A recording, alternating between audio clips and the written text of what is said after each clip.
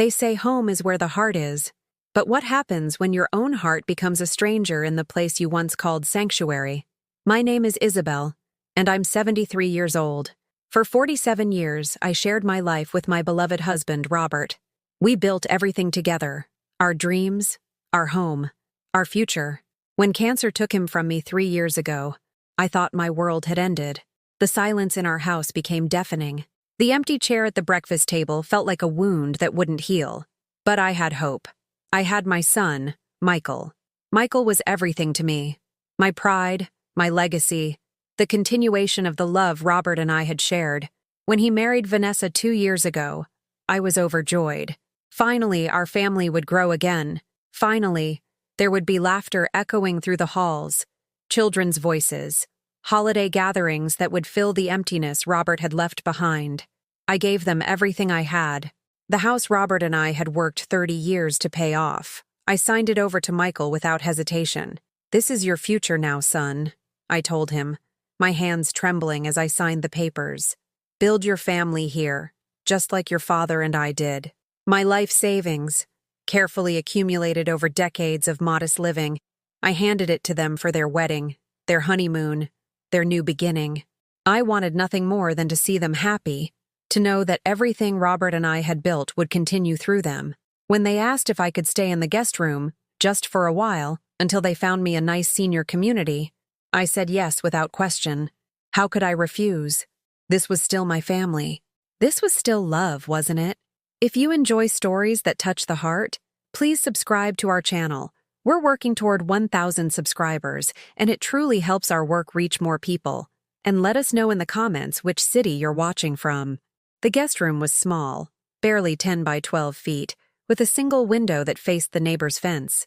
It had once been my sewing room, where I'd spent countless evenings hemming Michael's school clothes, and later, creating quilts that I'd imagined would one day wrap my grandchildren. Now it held only a narrow bed, a small dresser, and the growing weight of my diminishing place in this family. "It's just temporary, Mom," Michael assured me that first night, his voice carrying that same tone he'd used as a child when he'd broken something and hoped I wouldn't notice. "Vanessa thinks it would be better for everyone. You know how small apartments for seniors can be. This way, we're all together." I wanted to believe him. I needed to believe him, because the alternative, that my own son saw me as a burden, was too painful to consider. The changes started small. Vanessa would reorganize the kitchen, moving things I'd used for decades to places I couldn't reach without asking for help. "It's more efficient this way, Isabel," she'd say with that smile that never quite reached her eyes.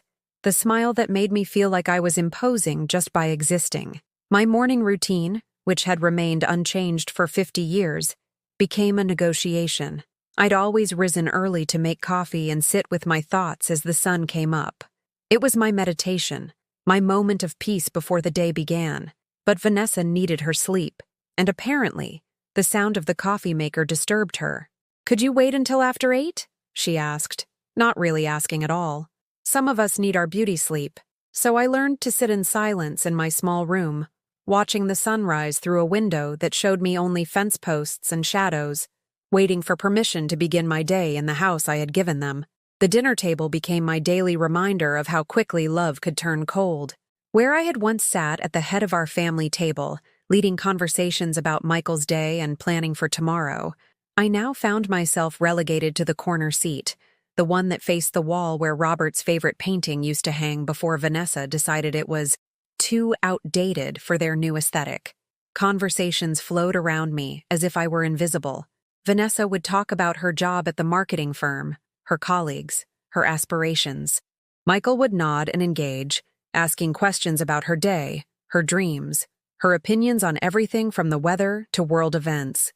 When I tried to contribute, to share stories from my own decades of experience, their responses became perfunctory, polite but distant, like talking to a stranger at a bus stop, acknowledging my presence but eager to move on to more important matters. "That's nice, Mom," became Michael's standard response to anything I shared. Not, "Tell me more," or "What happened next?"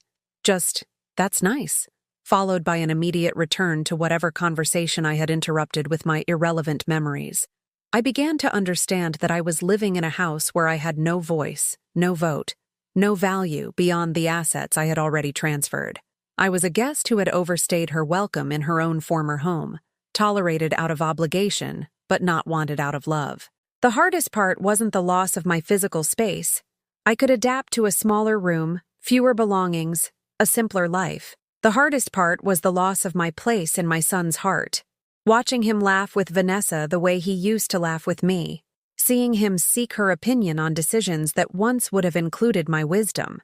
Witnessing him become a stranger who happened to share my DNA and my last name, but no longer shared my world. At night, lying in that narrow bed in what used to be my sewing room, I would stare at the ceiling and wonder how love could disappear so completely.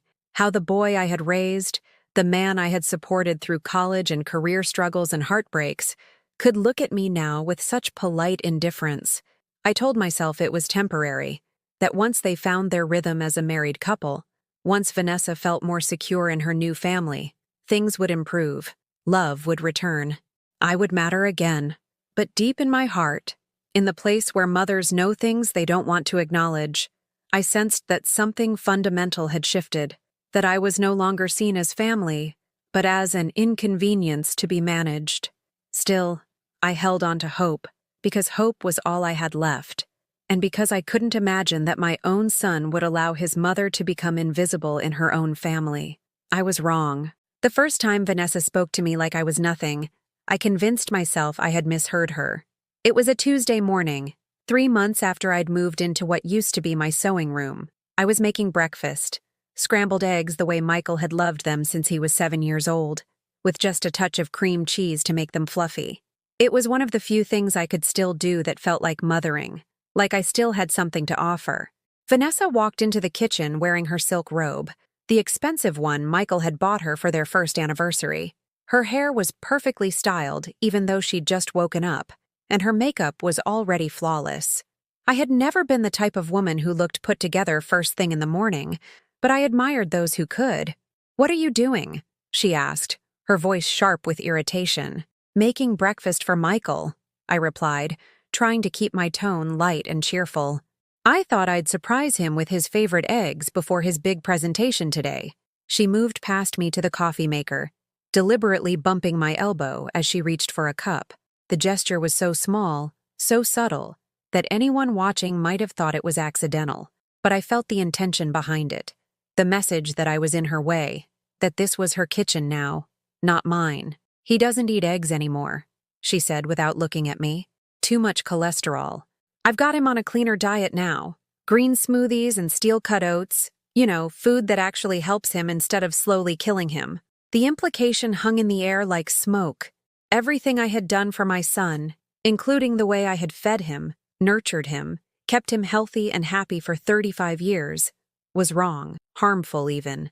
I turned off the burner and scraped the eggs into the garbage disposal, watching 40 years of breakfast traditions disappear down the drain. "I didn't know," I said quietly.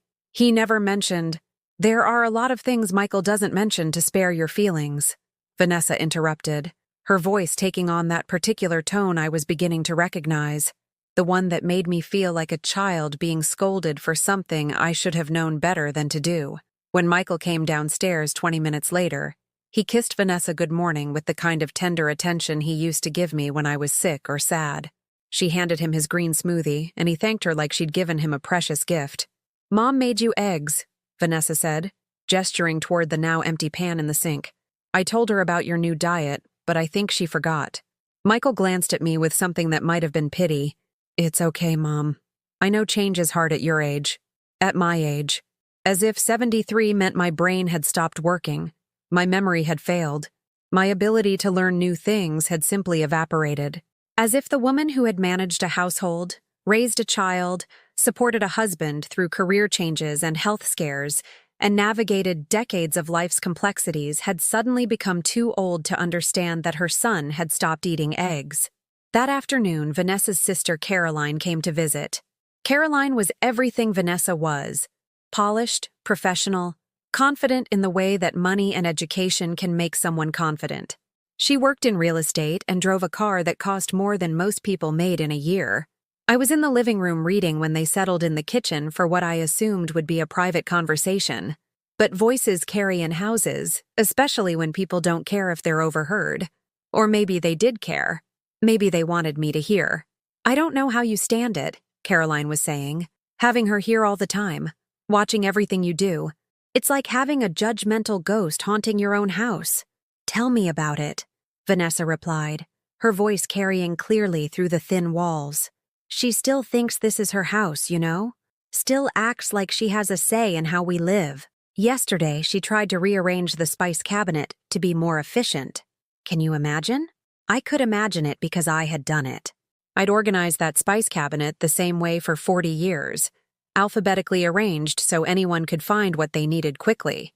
When Vanessa had reorganized it by color, which made no practical sense but looked more Instagram-worthy, I gently suggested that the old way might be more functional. Apparently, that made me controlling and difficult. "Why don't you just put her in a home?" Caroline asked, lowering her voice slightly. "I mean, that was always the plan, right? This was supposed to be temporary." "Michael won't hear of it," Vanessa said with a sigh that suggested she was bearing an unbearable burden. "He's still got this ridiculous guilt about her being alone. But honestly, Caroline, I didn't sign up for this. I married Michael, not Michael and his mother. I want to start our own family. But how can we do that with her here, judging every parenting choice we make before we even make them? Have you talked to him about it seriously? I mean, really put your foot down? I'm working on it. I think he's starting to see how awkward this whole situation is, how it's affecting our marriage. Last week, I suggested we look at some really nice assisted living places, and he didn't immediately say no. That's progress. Assisted living. They were discussing my future like I was a problem to be solved, an obstacle to be removed. I wasn't a person with feelings, with a lifetime of experiences and wisdom to share. I was an inconvenience that stood between them and their perfect life. I closed my book and went to my room, where I sat on the edge of my narrow bed and stared out the window at the fence that blocked my view of anything beautiful. The fence that seemed to represent everything my life had become: confined, limited, purposeless. That evening, when Michael came home from work, I watched him greet his wife with the kind of enthusiasm he used to reserve for Christmas mornings. He asked about her day, her feelings, her plans for the weekend. He listened to her complaints about traffic, her difficult coworker, the dry cleaner who had been slow with her clothes. Every mundane detail of her life received his full attention and genuine concern. When he glanced in my direction, it was with the polite acknowledgement one might give to furniture that happened to be in the room. "How was your day, Mom?" he asked, but his eyes were already drifting back to Vanessa, his real focus, his priority. "Fine," I said, because what else was there to say? That I had spent the day feeling invisible in the house I had given them? That I had overheard his wife discussing my removal like a home improvement project? That I was beginning to understand that my presence in their lives had become nothing more than an inconvenience they were strategizing to eliminate? "That's good," he said, already turning away, already done with his obligatory check-in with the old woman who shared his DNA but no longer shared his world. I began to notice other things. The way Vanessa would change the television channel when I was watching something, claiming she had an important show to record. The way she would use my bathroom without asking, leaving her expensive products scattered across the counter space that had become my only private territory. The way she would make plans for family activities that somehow never included me. "We're thinking of going to that new restaurant downtown for Michael's birthday," she would announce at dinner. "The one with the long waiting list. I finally got us a reservation. Us? Not all of us. Just us. The real family. The people who mattered." When I asked if I should make other plans for that evening, Vanessa would look surprised, as if she had genuinely forgotten I existed. "Oh, Isabel, I'm so sorry. I didn't think you'd be interested. It's quite loud, and the seating isn't really comfortable for people who need more support. People who need more support. Another way of saying, old people who don't belong in the places where young, vital, important people go to celebrate." Michael would look uncomfortable during these exchanges, but he never corrected her.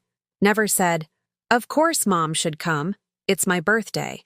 Never insisted that his family, his real, original family, should be included in celebrations of his life. I was disappearing, piece by piece, from my own son's existence. And the most painful part was that he was letting it happen. The woman who had given him life was becoming invisible to him, while the woman who shared his bed was becoming his entire world. The day I became truly invisible was the day of their housewarming party, in the house that had been mine. 6 months had passed since I'd moved into the guest room, and Vanessa had decided it was time to properly christen their home with an elegant gathering. For 2 weeks, I watched her transform every room, replacing my lifetime of memories with her vision of sophisticated living. The family photos that had lined the hallway, pictures of Michael's childhood, of Robert and me on our wedding day, of family holidays and graduations, disappeared overnight. In their place, she hung abstract art that she'd purchased from some trendy gallery downtown. "It's more contemporary," she explained when I asked about the photos. "Creates better flow." Flow. As if 40 years of family history was clutter that disrupted the aesthetic of her perfect life. The furniture Robert and I had chosen together, pieces we'd saved for and treasured, was relegated to storage or sold entirely. The dining table where Michael had done his homework every night, where we'd celebrated every birthday and holiday, was replaced by something sleek and modern that looked beautiful but felt cold. When I ran my hand across its surface, I felt nothing. No memories, no warmth, no evidence that love had ever lived here. "I hope you don't mind," Vanessa said, not sounding like she cared whether I minded or not. "But I'd prefer if you stayed in your room during the party. It's nothing personal, Isabel. It's just that this is really Michael's night to shine with his colleagues, and having family around can make these professional gatherings feel less sophisticated. Less sophisticated. I, the woman who had raised the man they were celebrating, who had sacrificed everything to give him the foundation for his success, was an embarrassment that needed to be hidden away like a shameful secret. Michael overheard this conversation, and for a moment I thought he might object. I saw something flicker in his eyes. Maybe guilt, maybe recognition of how cruel his wife's words were. But then Vanessa touched his arm and smiled at him with that radiant expression she reserved for moments when she needed him to choose her over everyone else. "You understand, don't you, Mom?" he said, his voice carrying that same apologetic tone he'd used as a child when he'd chosen playing with friends over spending time with me. "It's just for one evening, and you've been tired lately anyway. This might be a good chance for you to rest." I hadn't been tired. I'd been heartbroken, which feels different but apparently looks the same to people who don't want to see the difference. That Saturday evening, I sat in my small room listening to the sounds of laughter and conversation flowing through the walls. 35 people came to celebrate my son's promotion in the house I had given them, eating food prepared in the kitchen where I had fed him for decades, using dishes I had carefully selected and cherished. Through my window, I could see guests moving through what used to be my garden, the space where I had grown tomatoes and roses and taught Michael to appreciate the patience required to nurture living things.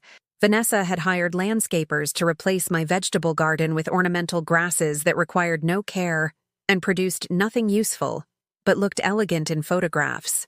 I heard Michael giving a tour of their home, describing renovations and design choices, as if this house had always been his, as if it had no history before Vanessa arrived to make it beautiful. He talked about their future plans, a pool, perhaps, or a workshop in what used to be Robert's garage where he'd restored classic cars and taught our son to use his hands to build and fix things. No mention of the love that had built this house. No acknowledgement of the decades of life that had happened here before he brought his wife home. No recognition that his mother was sitting 20 feet away, listening to her own existence being erased from the story of his life. Around 9 o'clock, I heard a woman's voice asking about the family photos she'd noticed in other houses on the street. "Don't you have any pictures of Michael as a child? I'd love to see what he looked like growing up." There was a pause and then Vanessa's laugh, bright and dismissive. "Oh, we're not really the type to live in the past. Michael and I prefer to focus on building our future together rather than dwelling on old memories." Old memories. That's what I had become, an old memory that cluttered their perfect present. But it was Michael's response that broke something inside me. "My childhood wasn't particularly interesting," he said, his voice casual, conversational. Just typical suburban stuff. Nothing worth displaying. Nothing worth displaying. The thousands of hours I had spent reading to him, helping him with school projects, cheering at his soccer games, celebrating his achievements. Nothing worth displaying. The bedtime stories, the scraped knee bandages, the proud moments when he mastered riding a bicycle or learned to tie his shoes. Typical suburban stuff that wasn't interesting enough to acknowledge. I pressed my face against my window and cried silently, watching strangers enjoy the hospitality of a house where I was no longer welcome, listening to my son dismiss the love that had shaped him as if it had never mattered at all. The next morning, while Michael was at the gym and Vanessa was still sleeping, I ventured into the kitchen to make myself tea. The remains of the party were everywhere. Empty wine glasses, crumpled napkins, plates with half-eaten appetizers that probably cost more than I used to spend on groceries for a week. I began cleaning up, moving quietly so as not to wake Vanessa. It felt good to be useful again, to contribute something to this household that barely tolerated my presence. I washed dishes and wiped counters and restored order to the chaos, the way I had done countless times over the decades when this had been my home and my responsibility. Vanessa appeared in the doorway just as I was drying the last wine glass, her silk pajamas immaculate, her hair somehow perfect despite having just awakened. She surveyed the clean kitchen with the critical eye of someone evaluating a servant's work. "You didn't need to do that," she said, but her tone suggested irritation rather than gratitude. "I had planned to call the cleaning service." "It was no trouble," I replied, hanging the dish towel on the rack where it had hung for 40 years. "I was happy to help." "Well, next time please don't. I have specific ways I like things done, and it's confusing when other people rearrange everything." Other people. Not family. Not Michael's mother. Other people. As if I were a stranger who had wandered in from the street and presumed to touch her belongings. That afternoon, Michael's best friend David came by to help return some borrowed chairs from the party. David had been part of our family since he and Michael were teenagers, eating dinner at our table most nights, spending summers in our backyard, treating me like a second mother for 20 years. When he saw me, his face lit up with genuine warmth. "Mrs. Morrison, how are you? You look wonderful. I've missed seeing you around." Before I could answer, Vanessa appeared at Michael's side. "David, you're so sweet to say hello to Isabel. She's been staying with us temporarily while we help her transition to a more appropriate living situation. It's been lovely having her here, but we all know she'll be happier with people her own age." People her own age. As if I were some ancient artifact that belonged in a museum, rather than a living woman who still had thoughts and feelings and contributions to make. David looked confused. "Transition? But this is your house, Mrs. Morrison. You raised Michael here." "Actually," Vanessa said smoothly, "this is our house now. Isabel very generously gave it to us as a wedding gift, didn't you, Isabel?" The way she said it made my gift sound like a transaction rather than an act of love, made it sound like I had been paid for my generosity with temporary housing, as if my sacrifice had been adequately compensated, and I was now overstaying the terms of our agreement. "I see," David said, but his voice carried a note of something I hadn't heard in months. Someone questioning the narrative that Vanessa had constructed around my presence here. "We're just trying to do what's best for everyone," Michael added quickly, but he couldn't meet David's eyes. "Mom needs more care than we can provide, and there are wonderful communities designed specifically for seniors. Your mom always seemed pretty independent to me," David said, looking directly at me with concern. "Are you okay with all this, Mrs. Morrison?" For a moment, I almost told the truth, almost said that I wasn't okay, that I was drowning in my own home, that the son I had raised was allowing his wife to erase me from his life piece by piece. Almost admitted that I went to bed every night wondering what I had done wrong, what failures in my parenting had created a man who could watch his mother become invisible and feel nothing.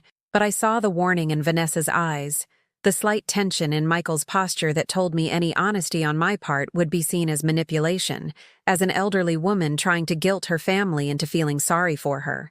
"I'm fine, David," I said, my voice steady despite the storm raging in my chest. "Everyone is just trying to figure out what works best."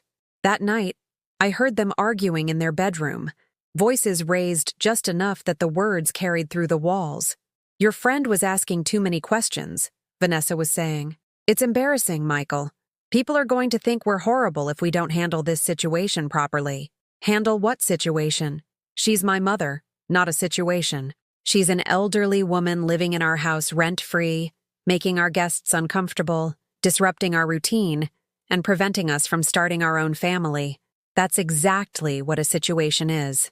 There was silence, and I held my breath, waiting for Michael to defend me, to remind his wife that I was the woman who had given him life, who had sacrificed everything for his happiness. Instead, I heard him sigh. You're right. We need to make some decisions. Decisions about my life, made by people who saw me as a problem to be solved rather than a person to be loved.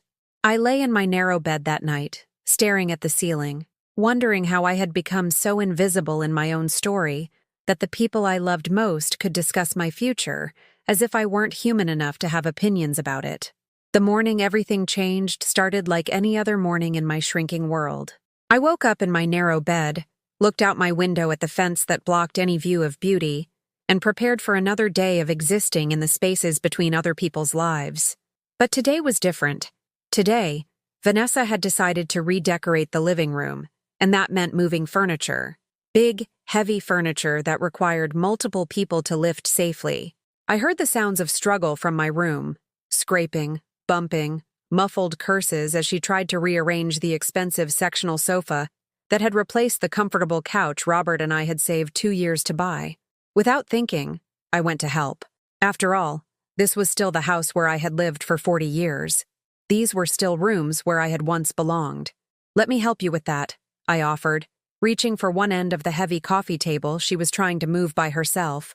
I don't need help, she snapped, her face flushed with exertion and irritation. I can handle my own furniture in my own house. My own house. The words stung, but I had grown accustomed to such small cruelties. I stepped back, intending to return to my room, when my foot caught the edge of something I hadn't seen. The new area rug. Pure white, pristine, expensive. The kind of impractical luxury that only people without children or pets could afford to own. The kind of thing that announced to visitors that this was a house where nothing messy or real ever happened. My slipper, my old, comfortable slipper that Robert had bought me for my last birthday before he died, left a small scuff mark on the virgin white surface. Not a stain, not damage, just the faintest indication that a human being had walked across it. The silence that followed was deafening. Vanessa stared at the tiny mark like I had committed an act of vandalism. Her face went through a series of expressions: shock, disbelief, and then pure rage. "Look what you've done!" she shrieked, her voice reaching a pitch that seemed to vibrate through the walls. "This rug cost $3,000. $3,000, and you just ruined it." "I'm sorry," I said quickly, kneeling down to examine the mark. "Maybe we can clean it. It's just a little—" "Don't touch it!" She grabbed my wrist and yanked me away from the rug with a force that sent pain shooting up my arm. "Haven't you done enough damage?" That's when Michael came running down the stairs, still in his pajamas, looking alarmed by his wife screaming. Behind him came 2 of his colleagues, James and Robert from his office, who had apparently stayed over after a late business meeting the night before. I realized with growing horror that we had an audience for this humiliation, that whatever was about to happen would be witnessed by people who would judge not just me, but Michael's character based on how he handled his wife's treatment of his mother. "What's going on?" Michael asked, his voice tight with the kind of controlled panic that comes when your private family dysfunction is about to be exposed to your professional associates. "Your mother," Vanessa said, pointing at me like I was evidence in a criminal trial, "just ruined our new rug, the one we saved for 6 months to buy. She just walked right across it with those dirty slippers and left marks." I looked down at my slippers, the soft, fleece-lined slippers that had been a gift from my dying husband. One of the last things he had chosen for me before cancer took away his ability to shop or plan or think about anyone's comfort but his own. They weren't dirty. They were old, yes, but clean. I had always been particular about cleanliness. "It was an accident," I said, my voice barely a whisper. "I didn't see the rug. I was just trying to help." "Help?" Vanessa's voice rose to that dangerous pitch again. "Help? You've been nothing but a burden since the day you moved in here. Everything you touch gets ruined. Every plan we make gets complicated because we have to think about you. Every conversation gets interrupted by your stories about the old days that nobody wants to hear. I felt the blood drain from my face. This was it. The moment when all the careful politeness fell away and the truth came pouring out. The truth about how she really saw me, how my presence in their life was perceived. "Vanessa, please," Michael said, glancing nervously at his colleagues who were standing frozen in the doorway, clearly wishing they were anywhere else. But Vanessa wasn't finished. Months of resentment had found their voice, and she was going to use it. "I'm sick of pretending this works," she continued, her face red with fury. "I'm sick of walking on eggshells around the old woman who thinks she still owns this house. I'm sick of having to whisper in my own home because she needs her rest. I'm sick of finding her things in my kitchen, her smell in my bathroom, her opinions about how I should live my life, her smell." She was talking about me like I was some kind of animal that had invaded her territory and needed to be removed. "You want to know the truth?" she said, stepping closer to me, her voice dropping to a venomous hiss that was somehow more terrifying than her screaming. "You're a pathetic old woman who can't accept that she's not needed anymore. Your son has moved on. He has a real life now, with a real wife who actually contributes something to his happiness instead of just taking up space and living off his charity." The words hit me like physical blows. Each one was carefully chosen to inflict maximum damage, to strip away whatever dignity I had managed to maintain through months of quiet endurance. "That's enough," Michael said, but his voice lacked conviction. He sounded like someone going through the motions of defending his mother because he knew it was expected, not because he actually disagreed with what his wife was saying. "No, it's not enough." Vanessa turned on him with the fury of someone who had been holding back truth for too long. "When are you going to stop feeling guilty about something that isn't your fault? She's old. She's alone. That's not your responsibility to fix." She whirled back to face me, and I saw something in her eyes that I had never seen before.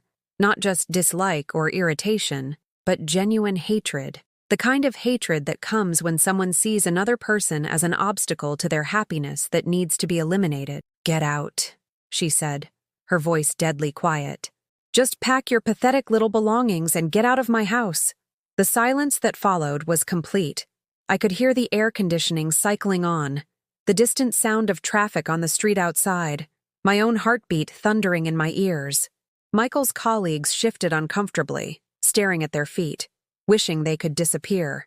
And Michael said nothing. He stood there, looking at his mother, the woman who had given him life, who had sacrificed everything for his happiness, being verbally destroyed by his wife, and he said nothing. Not, "That's my mother you're talking to." Not, "You can't speak to her that way." Not even, "Let's discuss this privately." Nothing. His silence was louder than any words could have been. It told me everything I needed to know about where I stood in his heart, about what my love and sacrifice had meant to him, about who he had chosen to be when the moment came to choose between his wife and his mother. "I understand," I said quietly, my voice somehow steady despite the earthquake happening inside my chest. "I'll pack my things." I turned to go to my room, to gather the few possessions I had left in this world, but Vanessa wasn't finished with me yet.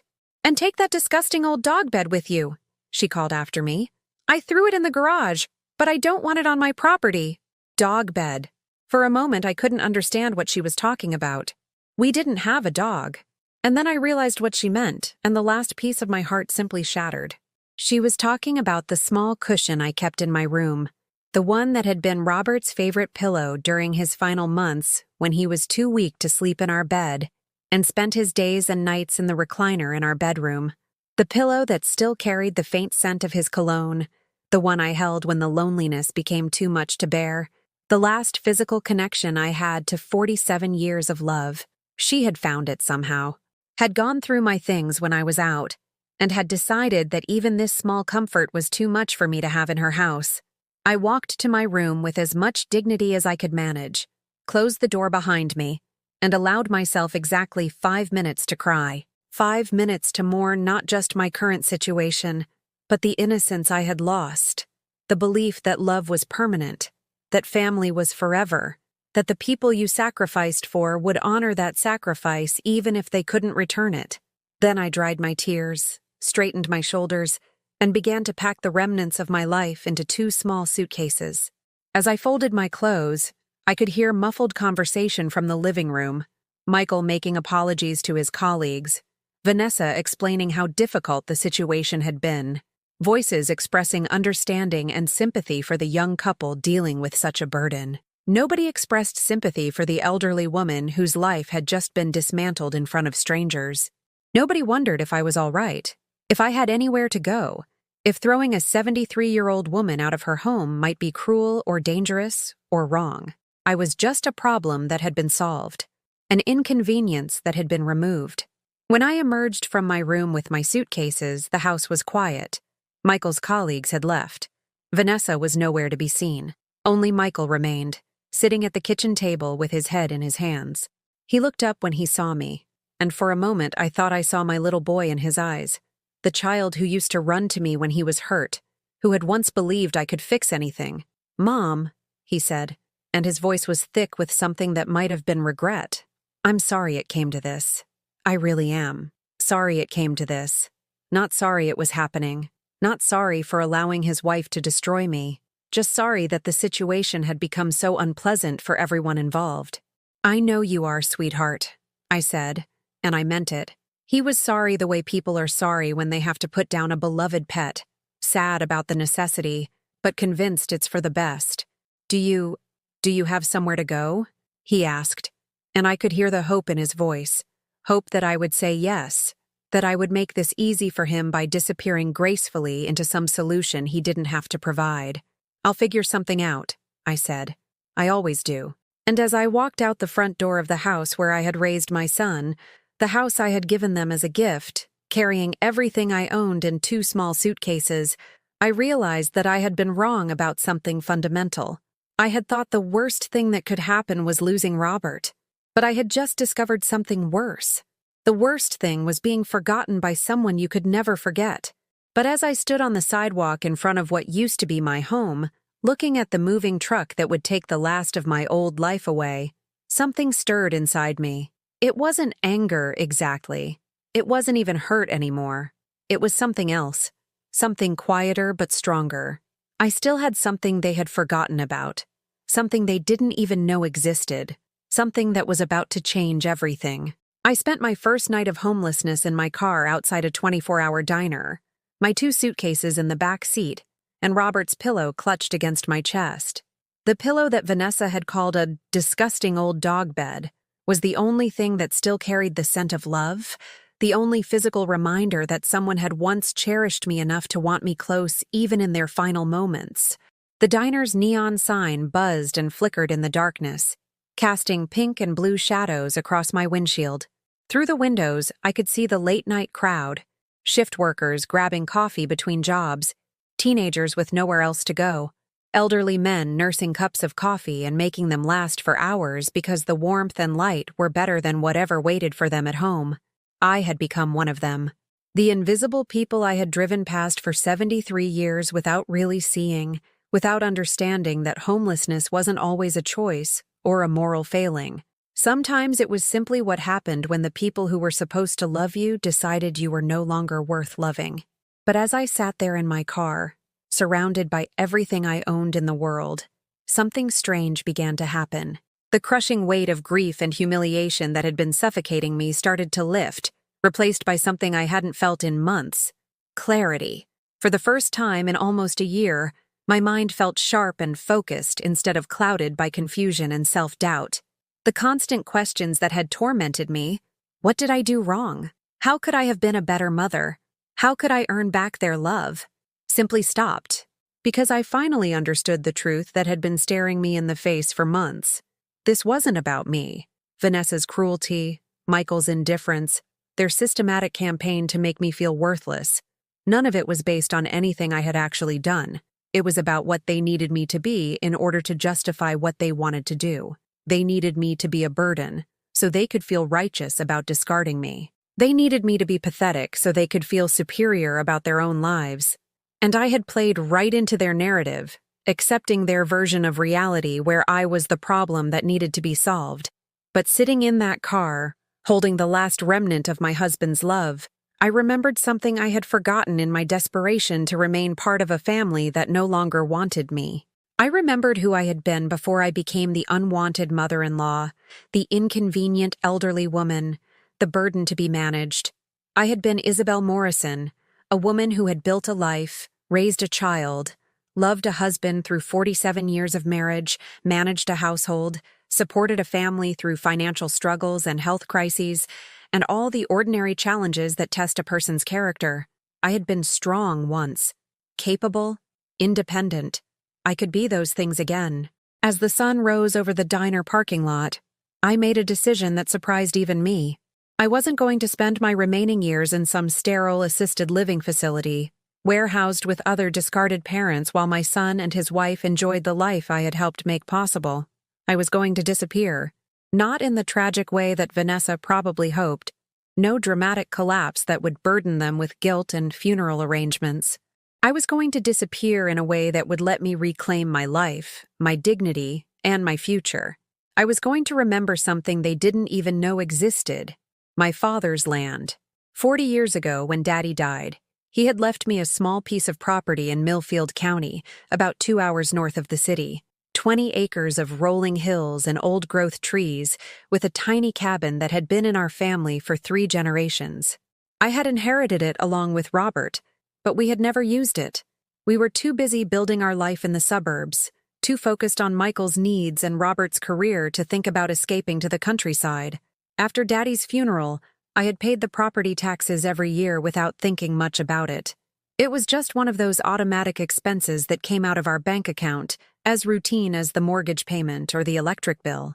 Even after Robert died, I had continued paying the taxes out of habit, out of some vague sense that I should hold on to the last piece of my father's legacy. Michael didn't know about the property. I had never mentioned it to him because it had never seemed relevant to our suburban life. Vanessa certainly didn't know about it. Her vision of my worth was limited to whatever assets she could see and calculate and claim, but I knew about it. And for the first time in months, I felt something that had been missing from my life. I felt possibility. The drive to Millfield County took me through landscapes I had forgotten existed, rolling hills covered with forests that were just beginning to show their autumn colors, small towns where the pace of life hadn't been accelerated by ambition and status competition, farmland where people still knew their neighbors and helped each other through difficult times. With every mile I put between myself and the city, I felt the weight of other people's expectations lifting from my shoulders. Nobody here knew that I was supposed to be a burden. Nobody expected me to apologize for existing or to make myself smaller so that other people could feel more important. The cabin was exactly as I remembered it from childhood visits. Small but solid, built by my grandfather's hands from timber cut on the property itself. It sat in a clearing surrounded by oak trees that were probably 100 years old, with a view of the valley that stretched for miles without a single building in sight. The interior was rustic but functional. 1 bedroom, a living area with a stone fireplace, a kitchen that had been updated sometime in the 1980s but was still perfectly serviceable. The electricity and well water were still connected. I had kept the utilities running all these years without really thinking about why. Maybe some part of me had always known I might need this place someday. That first night in the cabin, I sat on the front porch with a cup of tea, listening to sounds I had forgotten existed. Owls calling to each other across the darkness, the whisper of wind through old trees, the distant sound of a stream that ran along the edge of the property. No traffic noise, no neighbors' televisions, no conversations drifting through thin walls about my inadequacy and their plans for my removal. Just peace. For the first time in months, I slept through the night without waking up anxious about what new humiliation tomorrow might bring. The next morning, I walked the property boundaries, reacquainting myself with land that belonged to me in a way that the suburban house never had, even when my name was on the deed. This place had been loved by generations of my family. It had stories and history and memories that couldn't be erased by someone else's decorating preferences. I found the old barn where my grandfather had kept his tools, the apple orchard that my grandmother had planted, the meadow where my father had taught me to identify wildflowers and bird calls. Everything was overgrown and neglected, but the bones of it remained strong and beautiful. Standing in that meadow, surrounded by the evidence of my family's long presence on this land, I realized something that changed everything. I didn't need to earn anyone's love anymore. I didn't need to justify my existence or apologize for taking up space in the world. I didn't need to accept other people's definitions of my worth or their decisions about my future. I needed to build something new. That afternoon, I drove to the tiny town of Millfield, population 847, according to the welcome sign, and walked into the local diner. It was the kind of place where everyone knew everyone, where conversations stopped when strangers walked in, where being an outsider was immediately obvious. The waitress was a woman about my age with kind eyes and work-worn hands. Her name tag said Betty, and she poured me coffee without asking if I wanted any. "You're not from around here," she said, but her tone was curious rather than unwelcoming. "No," I replied, "but I'm thinking about changing that." Over the next hour, Betty told me everything I needed to know about Millfield. The town was struggling, like many small communities and farming areas. Young people left for cities and colleges and never came back. Local businesses were closing because they couldn't compete with big box stores in larger towns. The old hotel on Main Street had been empty for 5 years, and the tourist trade that had once brought visitors to enjoy the scenic countryside had dried up almost completely. "What this town needs," Betty said, refilling my coffee cup for the third time, "is someone with energy and ideas. Someone who remembers what small-town hospitality used to mean." As she spoke, an idea began forming in my mind, an idea so audacious and unlikely that I almost dismissed it immediately. But I didn't dismiss it, because for the first time in a year I was thinking about building something instead of just surviving something. That evening, I called my lawyer. Not Michael's lawyer, not the family attorney who had handled the house transfer, but my own personal lawyer who had helped me with Robert's estate and other private matters. "Isabel," he said, sounding surprised to hear from me. "How are you holding up? Michael mentioned you were making some living arrangement changes." "I'm doing very well, actually," I said, and I realized it was true. "I need to ask you about liquidating some assets." Quietly. What they didn't know, what Michael had never thought to ask about, and Vanessa had never suspected, was that Robert had been very good with money, better than good. He had investments and savings accounts that I had inherited, assets that were mine alone and had nothing to do with the house or the joint accounts that Michael knew about. Money that could buy possibilities, money that could build new beginnings, money that could prove that being discarded by your family wasn't the end of your story. It was just the beginning of a better chapter. I wasn't angry anymore. I wasn't hurt anymore. I was planning, and for the first time in longer than I could remember, I was excited about what tomorrow might bring. 3 months had passed since I walked out of what used to be my home, and I had become invisible in an entirely different way, not through humiliation, but through choice. I had disappeared so completely from my old life that I might as well have never existed at all.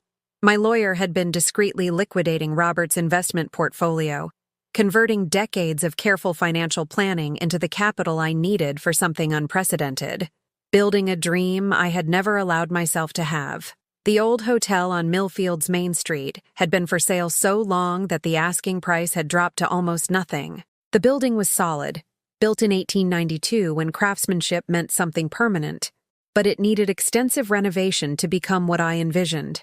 I bought it with cash, shocking the local real estate agent who hadn't had a substantial sale in years.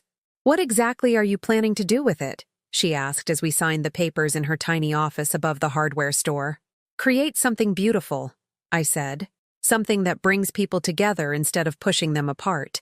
For the first time in months, I was making decisions without asking anyone's permission, without worrying about someone else's opinion, without apologizing for wanting something and going after it. The freedom was intoxicating.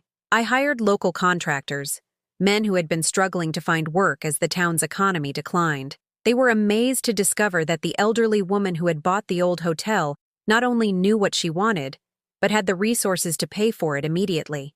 No financing complications, no delays, no bureaucratic obstacles. Just clear vision and the means to make it reality.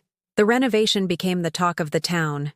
Every morning, I would arrive at the construction site wearing work clothes and carrying coffee for the crew, reviewing progress and making decisions with the authority of someone who had finally remembered that she was capable of leading her own life. We restored the original hardwood floors, refinished the antique fixtures, updated the plumbing and electrical systems while preserving the building's historic character. The lobby became a warm, welcoming space with comfortable seating areas around a restored stone fireplace. The dining room, which would serve both hotel guests and local residents, overlooked the town square through windows that had witnessed more than a century of community life. But the most important part of my vision was the details that made it feel like home. I designed a library corner with books that guests could read and take with them, a garden patio where people could sit quietly with their morning coffee, a community bulletin board where locals could share news and events. Every choice I made was about creating connection rather than exclusion, warmth rather than status, comfort rather than intimidation. Betty from the diner became my unofficial advisor and closest friend. She would stop by after her shift ended, bringing sandwiches and local gossip, helping me understand the rhythms and needs of a community I was slowly becoming part of. "You know what's really something?" she said one evening as we sat on the hotel's front porch, watching the sunset over the town square. "Nobody here knows your story. Nobody knows what brought you to us. They just know you're here, working hard, treating people with respect, investing in our town when everybody else was writing us off." She was right. In Millfield, I wasn't the unwanted mother-in-law, the burden, the inconvenient elderly woman who needed to be managed. I was Isabel Morrison, the lady who was bringing the old hotel back to life, who had created jobs for local workers, who had vision and resources, and treated everyone she met with genuine kindness. I had become myself again. The inn opened on a crisp October morning, 6 months after I had driven away from my son's house with everything I owned in 2 suitcases. I stood in the renovated lobby, wearing a blue dress that Robert had always said brought out my eyes, greeting the first guests to check into Millfield Inn. They were a young couple from the city, drawn by the inn's website and the promise of peaceful countryside weekend getaway. They marveled at the restored architecture, the attention to detail, the way every room had been designed to feel like a refuge from the harsh competitiveness of modern life. "This place is magical," the woman told me as I served them breakfast in the dining room. "It feels like stepping back in time to when hospitality meant something personal." Within weeks, word had spread through travel blogs and social media. The inn was featured in a magazine article about hidden gems in rural America. Reservations began coming from guests who had heard about the remarkable transformation of a dying town, led by a woman who had created something beautiful from something abandoned. But the most meaningful moments weren't the magazine features or the 5-star reviews. They were the quiet instances when I realized I had built something that mattered to people's lives. Like the elderly widower from the next county who came for dinner every Sunday because it reminded him of the family meals he missed. Or the young mother who brought her children to the garden patio because it was the only place she could find true peace during her difficult divorce. Or the group of local women who had started meeting in the library corner every Thursday to share books and stories, and the kind of deep friendship that sustains people through hard times. I had created more than a business. I had created a community center, a healing space, a place where people could remember that kindness was possible and that they deserved to be treated with dignity. 6 months into the inn's operation, I was in the kitchen preparing for the evening dinner service when Jenny, my young assistant manager, came back from the front desk with an odd expression. "Ms. Morrison," she said, "there's a man here asking to see you. He says he's your son." My hands stilled on the vegetables I was chopping. For a moment, the peaceful world I had built seemed to waver around me like a mirage that might disappear if someone spoke too loudly. Michael was here. "What does he want?" I asked, my voice carefully neutral. "He didn't say, but he looks awful, like he hasn't slept in days." I dried my hands on my apron, smoothed my hair, and walked to the lobby with the measured pace of someone who had learned not to hurry toward disappointment. Michael stood near the fireplace, still wearing his expensive business suit, but somehow looking smaller than I remembered.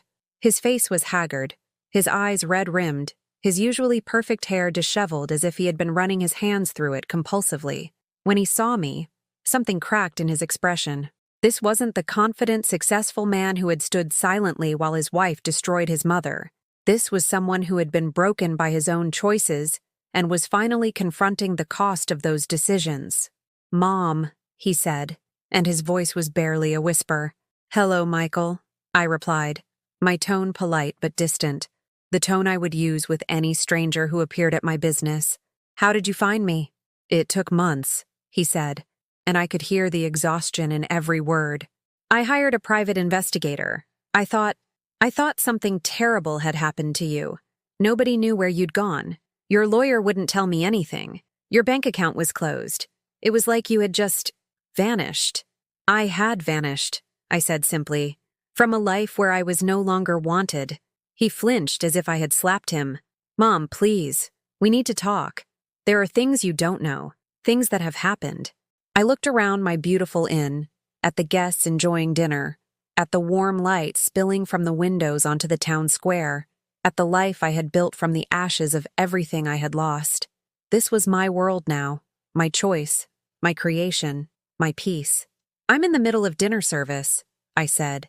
"If you'd like to make a reservation for this evening, Jenny at the front desk can help you. Otherwise, I'm afraid you'll need to come back during business hours."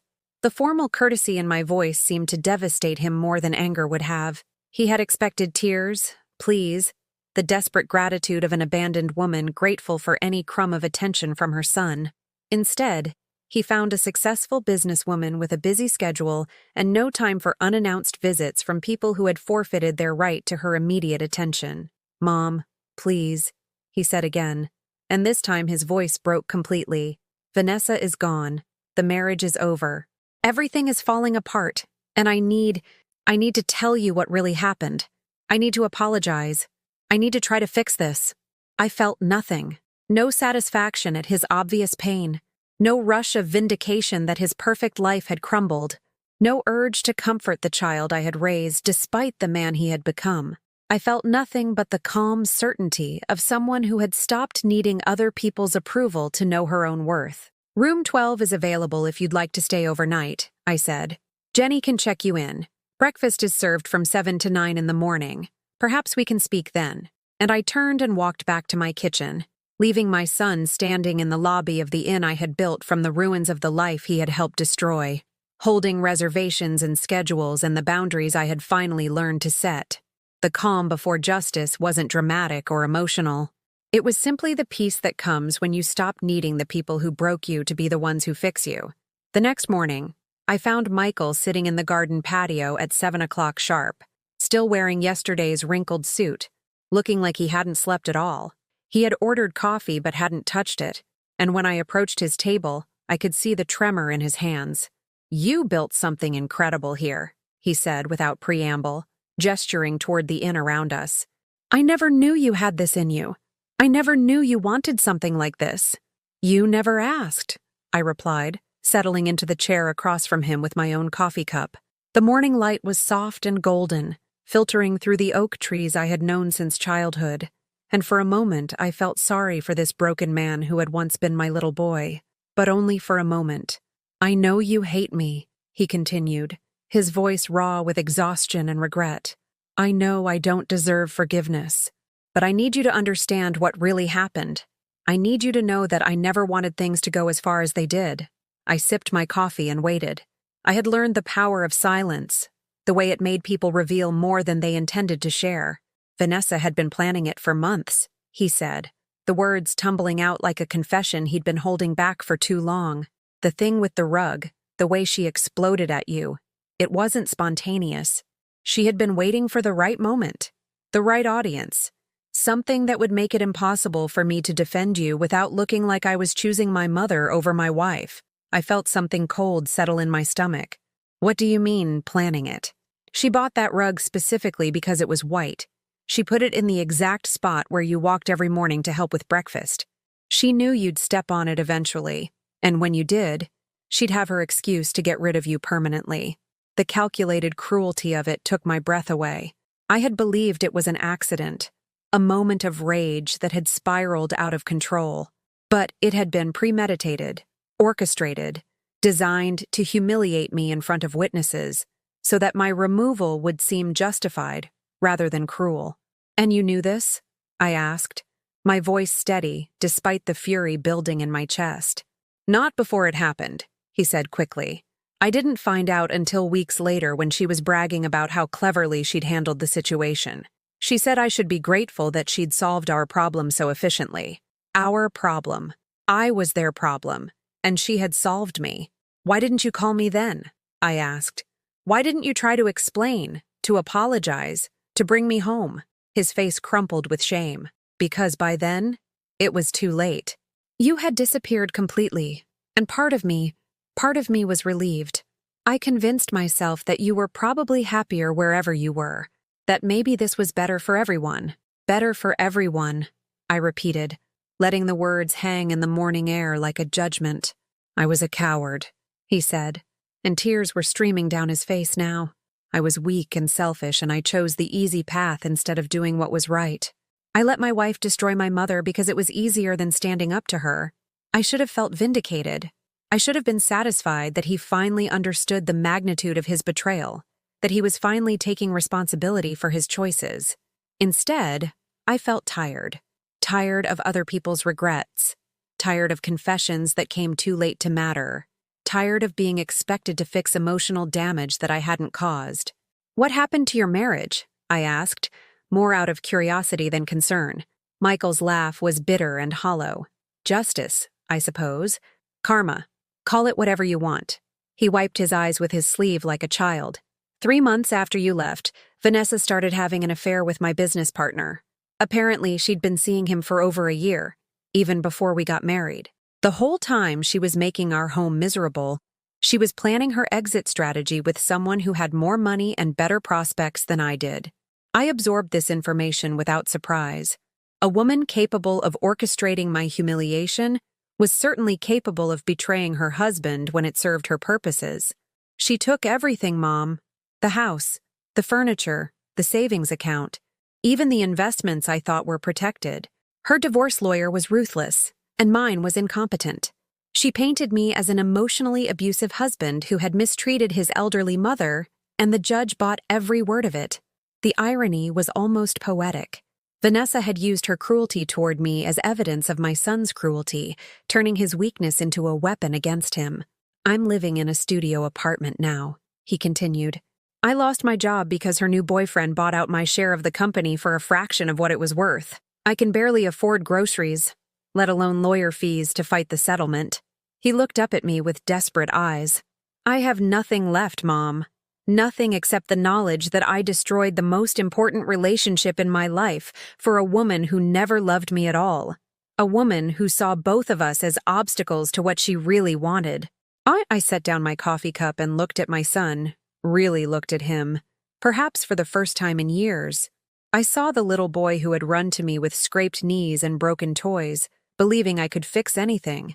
I saw the teenager who had confided his dreams and fears to me while we worked together in the garden. I saw the young man who had called me every week during his first years of independence, still needing the sound of his mother's voice to feel secure in the world. And I saw the broken, middle-aged man who had traded all of that for the approval of someone who had never valued him as anything more than a stepping stone to something better. "I'm sorry," he whispered. "I'm so sorry, Mom. I know it's too late. I know you can't forgive me, but I needed you to know that I understand what I lost. I understand what I threw away." The garden patio was quiet except for the sound of birds in the oak trees and the distant murmur of other guests beginning their day. This peaceful place I had built, this sanctuary where people came to heal from the wounds that life inflicted on them. "Michael," I said finally, my voice gentle but firm, "I forgave you months ago." He looked up sharply, surprise replacing the despair in his eyes. "Not because you deserved it," I continued. "Not because what you did was forgivable, but because carrying hatred for you was poisoning the new life I was trying to build. I forgave you for my own sake, not for yours. Then, can you ever trust me again? Can we find a way back to each other?" I stood up from the table and looked around at my inn, my town, my carefully constructed world where I was valued and respected and needed. where I had agency and authority, and the freedom to be generous or withholding as I chose. Trust is earned, Michael. It's earned through consistency, through choices, through proving over time that you've learned from your mistakes. It's not granted because someone is sorry or desperate or has finally run out of other options. He nodded, understanding beginning to dawn in his expression. If you want to earn back a place in my life, I said, you'll need to prove that you've become someone worthy of that place. Not through grand gestures or dramatic apologies, but through the quiet work of becoming a man who would never again choose his own comfort over doing what's right. How? He asked, and for the first time since he'd arrived, there was hope in his voice. How do I prove that? I smiled then, the first genuine smile I had given him since he'd walked into my lobby. You start by checking out of the hotel and going back to your studio apartment. You rebuild your life with the same determination I used to rebuild mine. You figure out who you want to be when no one is watching, when no one is pressuring you, when the only person you have to answer to is yourself. I paused, letting the weight of my words settle between us. And if you do that work, really do it, then maybe someday you'll be ready for the kind of relationship that's built on mutual respect instead of obligation. The kind of relationship where both people choose to be there rather than being trapped by guilt and history and biology. Michael nodded, tears still streaming down his face, but something in his posture had straightened. Something in his eyes had awakened. I'll do it, Mom. I'll become someone worthy of you. Don't do it for me, I said firmly. Do it for yourself. Do it because you deserve to be proud of the man you see in the mirror. Do it because you want to build something beautiful in the world, instead of just taking from what other people have built. As I walked back toward the inn, leaving him sitting alone in the garden where my grandmother had once taught me that the most beautiful flowers were the ones that survived the harshest winters, I felt something I hadn't experienced in more than a year. I felt like a mother again. Not the desperate, diminished woman who had begged for scraps of affection from people who didn't value her, but the strong, wise woman who had raised a child to be better than himself, who had always believed that people could change if they had the right motivation and support. The woman who understood that sometimes the greatest act of love is refusing to enable someone's weakness. The woman who knew that justice isn't about punishment. It's about creating the conditions where truth can finally be acknowledged and growth can finally begin. 2 years have passed since that morning conversation in my garden patio, and I'm writing this story from the same chair where I watched my son confront the wreckage of his choices. The oak trees are fuller now, the garden's more mature, and the inn has become everything I dreamed it could be, a place where people find healing, connection, and hope. But the most beautiful transformation isn't in the building or the grounds. It's in the man who shows up every 3 months, driving his modest used car from the city to spend a weekend volunteering at the inn. Michael earned his way back into my life exactly as I said he would have to. Quietly, consistently, through actions rather than words. He started by rebuilding himself from the ground up. He took a job at a nonprofit organization, making a fraction of his former salary, but finding purpose in helping other people navigate financial crises and family difficulties. He moved into a simple apartment and furnished it with second-hand pieces, learning to find contentment in having enough rather than having the most. He went to therapy, not just to process his divorce, but to understand how he had become the kind of man who could stand silent while someone he loved was being destroyed. He learned to recognize the difference between keeping the peace and enabling cruelty, between loyalty and cowardice, between love and possession. Most importantly, he learned to ask questions about my childhood, about my dreams, about the 40 years of my life that had happened before he was born, and the 70 years that existed beyond his needs. He discovered that his mother was a complete person with her own history, wisdom, and aspirations, not just a supporting character in his life story. The first time he came to volunteer at the inn, he spent the entire weekend painting guest room walls and listening to Betty tell stories about the old days in Millfield. He didn't try to impress anyone with his knowledge or expertise. He just worked alongside people who had known hardship and appreciated help, letting them teach him things about resilience and community that his expensive education had never covered. "Your boy's different now," Betty told me after his third visit. Quieter, but stronger. Like someone who's learned the difference between talking and listening. She was right. The man who came to help at the inn bore little resemblance to the one who had married Vanessa. That Michael had been performative, always calculating how his words and actions would be perceived, always managing his image rather than examining his character. This Michael worked without seeking credit, apologized without making excuses, and offered help without expecting praise or gratitude in return. The relationship we built was nothing like the one we'd lost. It was better. It was based on choice rather than obligation, respect rather than dependency, honest communication rather than unexamined assumptions about what we owed each other. He never asked to move back to Millfield, never suggested that we should live near each other again. He understood that my independence wasn't something I had been forced into by circumstances. It was something I had chosen and treasured, and would never again surrender for the sake of someone else's comfort. Instead, he built his own life in his own city, and we shared pieces of our separate worlds when it felt natural and meaningful to do both of us.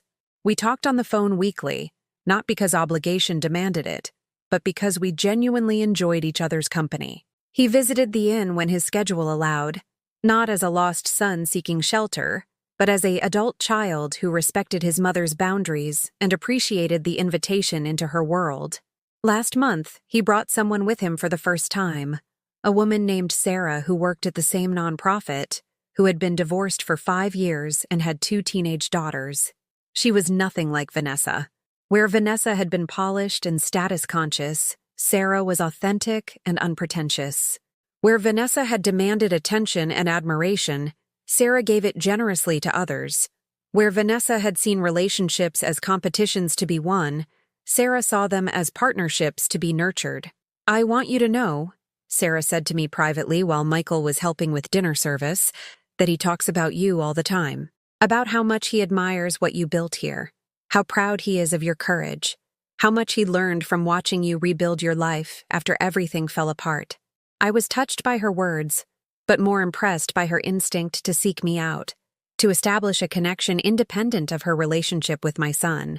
This was a woman who understood that loving someone meant respecting their other relationships, rather than trying to control or diminish them. "He's told me about what happened with his first marriage," she continued, "about how he failed you when you needed him most. He's never tried to excuse it or minimize it. He just says it was the worst thing he's ever done, and that he'll spend the rest of his life making sure he never fails anyone that way again." That evening, as we all sat on the inn's front porch watching the sunset paint the sky in shades of gold and rose, I felt something I hadn't experienced in decades, complete peace with my place in the world. I looked at Michael, who was listening intently as Sarah's younger daughter described her plans for college, offering encouragement and asking thoughtful questions about her interests. I saw a man who had learned to value other people's dreams as much as his own, who had discovered that real strength comes from lifting others up rather than climbing over them. I thought about Vanessa, wherever she was now, probably manipulating some other family, creating new victims, leaving new wreckage in her wake. I felt no anger toward her anymore, no desire for revenge or justice. She was simply a person who had chosen selfishness over love, cruelty over kindness, destruction over creation. The consequences of those choices were hers to live with, but I had chosen differently. I had chosen to build rather than destroy, to heal rather than harm, to create beauty from the ashes of betrayal. I had chosen to forgive not because forgiveness was deserved, but because carrying hatred was incompatible with the life I wanted to live. As the stars began to appear in the darkening sky, Michael walked over to where I was sitting and knelt beside my chair. "Thank you," he said simply. "For what?" "For showing me what it looks like to start over. For proving that it's never too late to become who you're supposed to be. For teaching me that the strongest thing you can do isn't holding on, it's letting go and then choosing what's worth picking up again." I reached out and touched his cheek, the way I used to when he was small and needed comfort after a bad dream or a difficult day. "You did the work, sweetheart," I said. "I just gave you the space to do it in." Later that night, after everyone had gone to bed, I walked through my inn one more time before turning off the lights.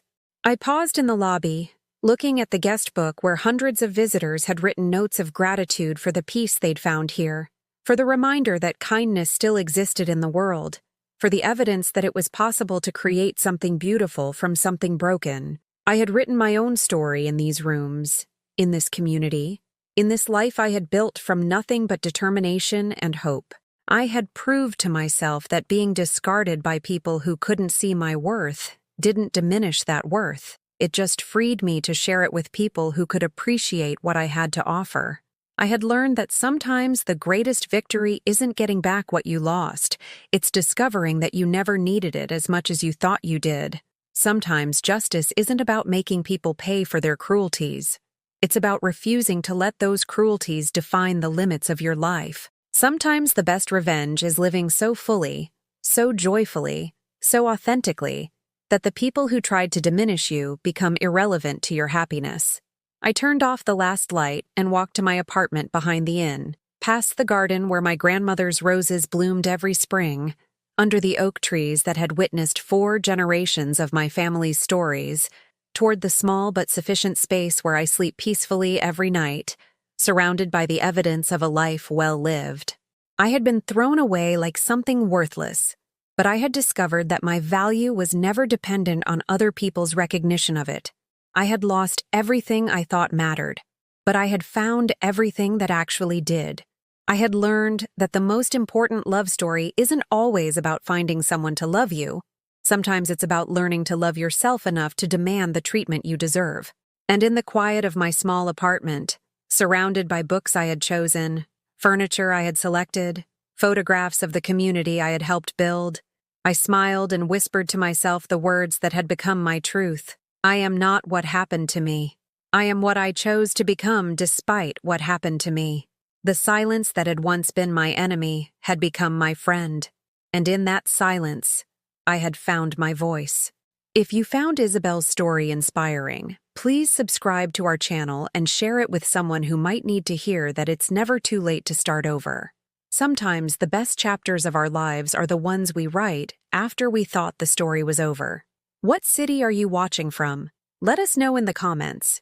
We love connecting with people from all over the world who understand that resilience is one of life's most beautiful qualities. Type 9 in the comments if you stayed until the end with me.